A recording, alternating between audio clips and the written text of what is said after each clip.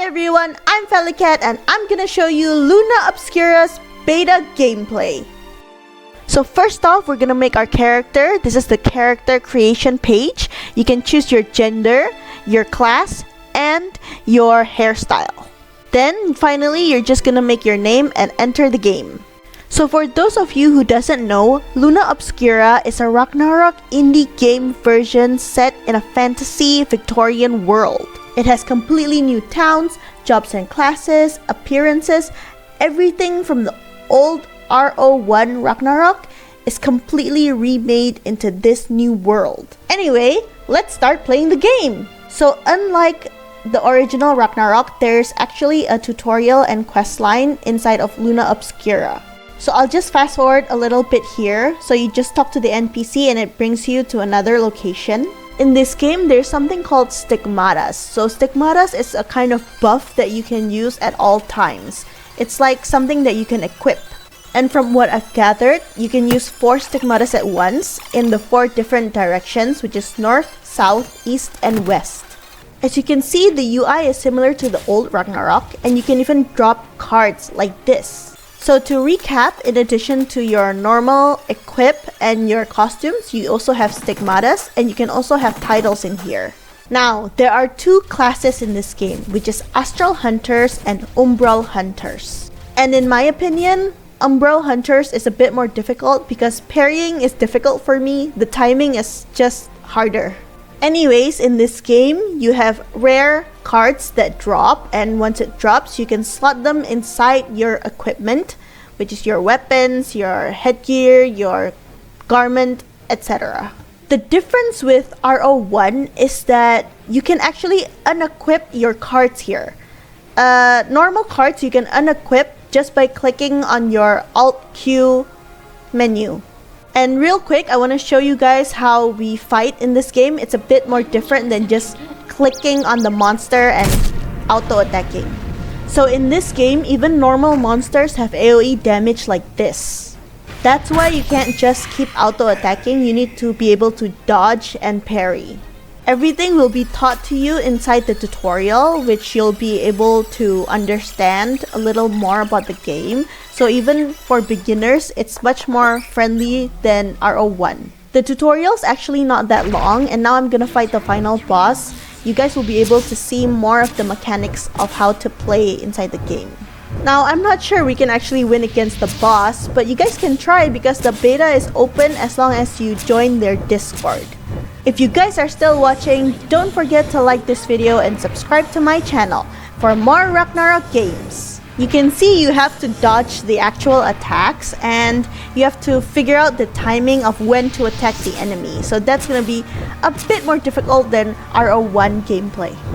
Also, I think that the boss gets more difficult as its HP goes down, so I'm not quite sure that you can win against this boss. But right here, we're gonna keep trying and fast forward a little bit, and I lost. And now we're gonna revive to the next part of the story. I'll be watching your steps with great interest. The NPC dialogue soundtrack is also really interesting to hear. I think it's new and I like it. So guys, that's the first part of the tutorial. Next, we're gonna move on to more of the gameplay inside the game. You don't have to worry about getting lost in this game because they also show us the way to the next part of the quest. The next part of the tutorial is in the Garden of Blades, and it's gonna show you the different kind of quests inside the game as well as how to complete those quests. Some of you may be wondering if this game is pay to win or free to play. And from the beta, I can see it's more of a free-to-play game. Because in this game, you get items from completing quests, even costumes and such. Same as the original Ragnarok, you don't level up through quests, instead you level up through killing monsters and grinding. There are 5 types of quests in this tutorial stage, and I'm gonna complete them all so you guys will be able to see how they are done. Sorry for not going in order, but this is what the quests are for. So Scholar Quest is for you to know more about what's happening inside the game. Next, I'll go through what the other quest does. So the Monster Quest is for getting badges. Badges you can use for more quests in the future. Next up is the costume quest. Pretty straightforward, so it's for you to get costumes.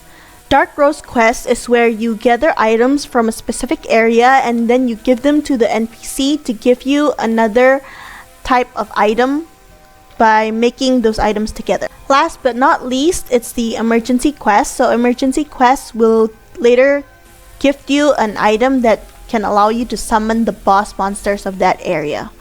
Anyway, enough with the information dump. We're just gonna get you guys through the tutorial and see how to play and the locations of the quest.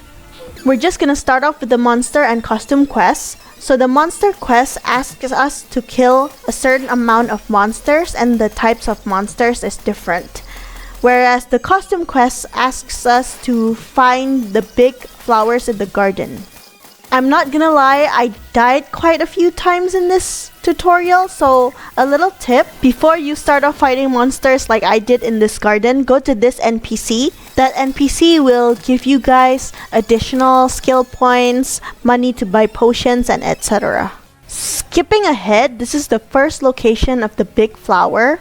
There are 8 of these big flowers and they're scattered throughout the garden for the costume quest. This is the location of the second flower. You guys can see where I am through the location of the map on the upper right side. Here is the third flower. Guys, feel free to pause if you want to see where my location is. The fourth flower, and here is the fifth one. This is the location of the sixth. Here is the 7th flower, and the last one is hiding here. Finally, we report back to the NPC to get our items. Now, I'm gonna show you guys the locations of the Scholar Quest because they don't give us the exact locations and you have to figure it out by yourself. So the first location is at the bench as mentioned in the quest. It's like a treasure hunt actually because once you find the first clue, it's gonna lead you to the second clue.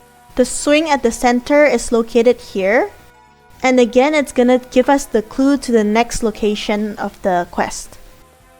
This is the location of the tea, and next up we're gonna have to find a fountain. Here is the location of the big fountain that they wanted us to find. Next up we're gonna have to find 2 small fountains. So this is the last part of the quest. Once you talk to the fountain, it's finished and you'll get your item. For this quest, you don't need to report back to the initial NPC. Now, the other quests are pretty simple, so I won't bother you guys with the details. But here is what happens when you finish all the quests. Little Amy is gonna give you a secret. Then you just walk back inside the castle and meet the NPC that Little Amy referred you to. Finally, after the tutorial in the garden, you can walk around the world by yourself since you've now gotten a hang of things, and you can even fight monsters and monsters can fight you. And that's all for the Luna Obscura beta test. If you guys want to support me, you can go to indoarmystar.id and top up your favorite games. And all that you need to do is choose your favorite game. For example, here I'm going to choose Ragnarok X Next Generation. And then after you choose the game of your choice, you can just enter your ID player and choose the server of the game that you played in. Next, all you need to do is choose your top-up amount and the method of payment. Enter the necessary information asked by the website. And most importantly, put in NYAPERS coupon code. You'll get a discount every time you top up. And all that's left to do is make the payment. Unfortunately, this website is only available for Indonesian currency for now. Hopefully you guys liked my video and it helps you through the tutorial in the beta of Luna Obscura. Thank you so much for watching and see you guys next time!